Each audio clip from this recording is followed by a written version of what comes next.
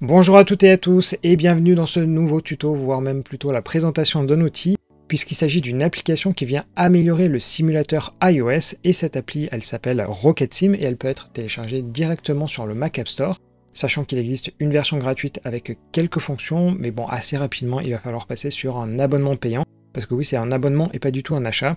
Alors juste pour info, au niveau mensuel ça coûte 6 € donc par mois, sinon c'est 30 € par an. Sachant que vous pouvez avoir 2 semaines pour tester l'outil si ça vous dit, et d'ailleurs c'est moi ce que je suis en train de faire en ce moment.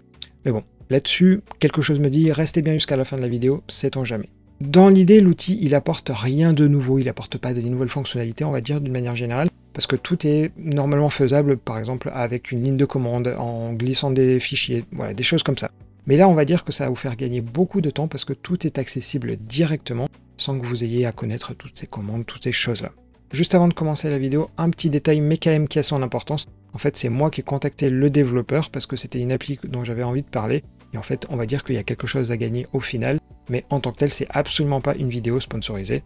Donc du coup, maintenant que tous ces détails sont bien expliqués, je vous propose qu'on regarde ça ensemble. Pour commencer, il suffit que vous lanciez le simulateur iOS. Donc là, c'est mon cas ici. Et ensuite, vous allez lancer l'application qui s'appelle RocketSim.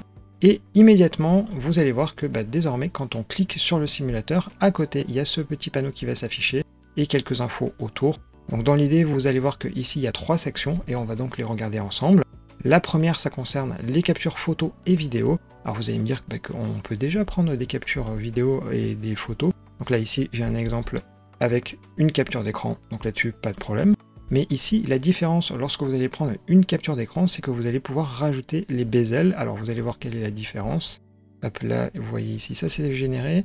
Et la différence, c'est tout simplement qu'en fait, on peut inclure les contours d'un iPhone quasiment gratuitement. En tout cas, vous n'avez pas besoin de le faire à la main. Donc ça, c'est pour ce qui concerne les captures photos. Et ensuite, vous avez la même chose, mais avec des captures vidéo. Donc là-dessus, vous pouvez soit les enregistrer en GIF, soit en MP4. Sachant, et là aussi c'est intéressant, vous pouvez mettre lorsque l'utilisateur clique en fait sur l'écran. Donc par exemple, moi je vais enregistrer en MP4. Donc là vous voyez, il y a mon petit bouton gris qui en fait représente là où je clique. Donc là par exemple, hop, j'ouvre les réglages et on va dire que bon, on va s'arrêter là pour faire simple. Ici, ça me crée automatiquement mon fichier MP4, sachant que vous voyez en plus, on a la possibilité de découper la vidéo si on en a besoin. Mais ensuite ici, vous voyez, il y a mon application qui est en train de s'exécuter dans la vidéo, avec le petit point, et lorsque je vais normalement faire le swipe pour ouvrir l'application, on va bien le voir ici, comme il faut, voilà, tout a bien marché.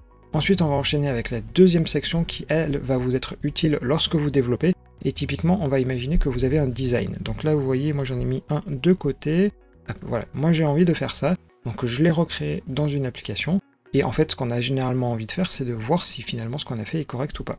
Donc là, moi je lance mon application, donc à peu près ça m'a l'air correct, et du coup, ce qu'on va essayer de voir, c'est est-ce qu'il y a des différences entre les deux. Donc la manière de faire, c'est pas compliqué, je prends mon image, je fais un drag and drop, et là, en fait, ça l'affiche en surimpression. Vous voyez, on le voit bien ici qu'il y a les deux à la fois.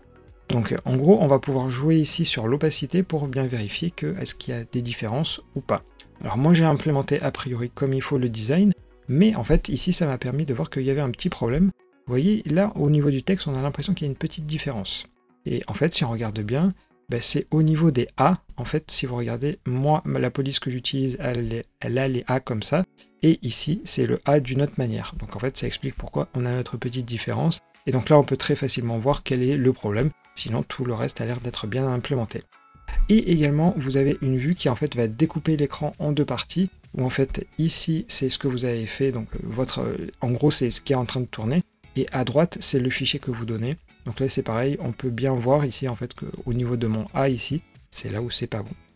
Donc ça c'est relativement pratique, mais c'est pas tout, parce que vous voyez, il y a également la possibilité d'afficher des petites règles, donc là ça me permet autant à l'horizontale qu'à la verticale de valider si ce que j'ai fait est correct. Donc ça c'est généralement quand vous voulez tester, quand vous avez des règles qui sont données dans Figma, vous pouvez le valider directement ici. Et vous avez aussi la possibilité d'afficher une grille, voilà, qui s'affiche ici directement. Par contre, il y a un petit mais, et je trouve que c'est un peu embêtant, parce que là, vous voyez, hop, je vais déplacer le simulateur, et je vais aller dans l'IDE, et donc là, ça m'enlève l'overlay, c'est un tout petit peu dommage, parce que finalement, on est un peu sans cesse obligé de faire ça, si on veut l'utiliser. À la limite, ça c'est le petit point négatif qu'il y a juste là-dedans. Ensuite, juste avant de passer à la dernière section, il y a également un petit menu qui vient s'ajouter en haut de notre écran, qui nous permet ici à nouveau de faire des captures d'écran s'il y en a besoin, mais en revanche, il y a d'autres fonctionnalités en plus. Donc là, ici, ça me liste les dernières versions des applications que j'ai installées. Alors ça, on va y revenir dans 2 secondes, mais j'ai également la possibilité de supprimer toutes les données du simulateur, pareil, de supprimer les previews.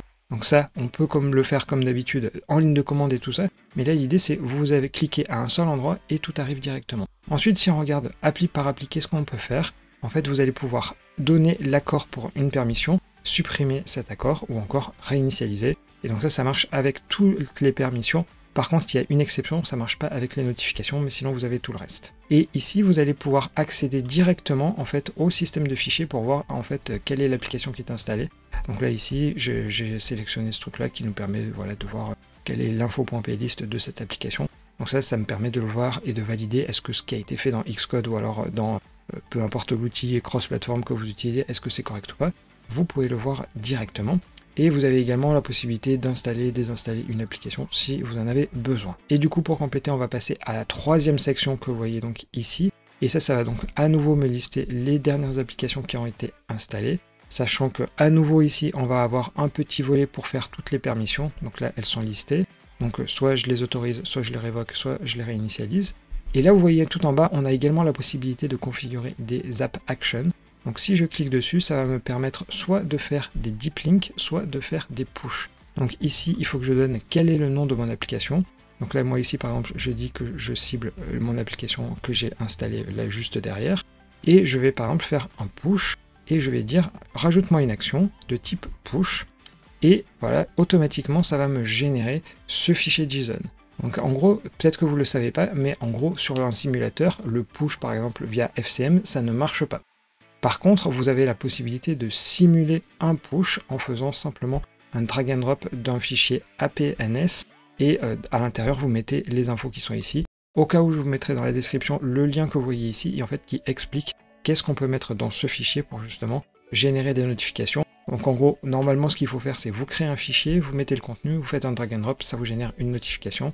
Donc là, en fait, moi, je vais le faire ici directement. Je l'envoie et vous voyez ici automatiquement, il y a ma notification qui apparaît. Et d'ailleurs, je vais enlever le petit overlay. Et si je reteste cette fois-ci sans l'overlay, voilà, vous voyez que ça a bien fonctionné. Et on peut tout à fait changer le contenu. Par exemple, si je dis Hello Dev Café à la place, vous allez voir que bien automatiquement, Dev Café plutôt, et vous voyez qu'automatiquement, ça m'a bien changé le contenu. Il n'y a pas de problème. Sachant que vous pourrez rajouter un subtitle. Bref, je vous laisserai aller lire la doc. Mais là aussi, c'est très très pratique. Sachant que vous avez donc ça pour les notifications en push, mais vous avez la même chose pour faire des deep links, pour tester vos deep links. Donc pour ça, vous mettez un titre et une URL et automatiquement, ça va marcher directement. Donc là aussi, pareil, ça va vous faire gagner vraiment beaucoup de temps lorsque vous allez vouloir tester ce genre de fonctionnalité. Pour terminer, parfois vous avez une URL dans votre presse-papier et en fait, vous voulez tester si l'action qui est derrière, ça marche. Donc là, par exemple, vous voyez, je copie cette URL et je vais vérifier si en fait l'action se déroule bien comme je veux. Donc pour ça, je reclique sur le menu et vous voyez, il y a cette entrée qui vient s'ajouter. Et en fait, automatiquement, ça va me lancer l'action qui est derrière, à savoir ici, lancer Safari. Donc ça nous permet en fait d'éviter de devoir le faire toutes ces actions-là à la main. Et pour terminer, on va regarder les paramètres. Et là-dessus, il y a plusieurs onglets. Dans un premier temps, l'onglet général, est-ce qu'on veut le lancer au démarrage ou pas? Bon, bref, pas très intéressant. Ensuite, on peut dire, lorsqu'on veut enregistrer ce qu'il y a à l'écran, par exemple, quelles sont les couleurs du pointeur lorsqu'on clique, quel est l'arrière-plan, etc., etc. Ensuite, pour ce qui est de la grille, c'est relativement pratique parce qu'on peut dire quelle est la taille de cette grille, et également quelles sont les couleurs. Donc moi j'avais mis en rouge, mais ça c'est les valeurs par défaut. Pareil pour la petite règle qui s'affiche sur le côté, vous pouvez changer la couleur qui est affichée. Et ensuite, donc App Action, ça je vous l'ai montré il y a quelques instants. Et vous pouvez aussi terminer par saisir plutôt des raccourcis vers des fonctionnalités. Par exemple, vous avez envie de prendre, je sais pas, une capture d'écran, eh bien vous pouvez mettre un petit raccourci juste avec ça. Et voilà pour la présentation de RocketSim. En tout cas, moi c'est un outil que je trouve relativement sympa. Et juste avant de se quitter, voilà enfin la petite surprise, puisque le développeur de l'appli, il m'a tout simplement donné une licence d'1 an à vous faire gagner. Alors pour y participer, c'est très simple. Je vous ai mis dans les commentaires un tweet qu'il faut retweeter.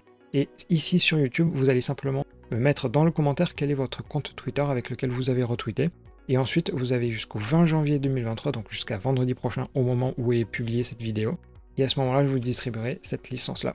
En tout cas, j'espère que cette vidéo vous aura plu, auquel cas, n'hésitez pas à la liker et éventuellement à regarder les autres vidéos qui existent sur la chaîne. En attendant, je vous souhaite à tous une excellente journée.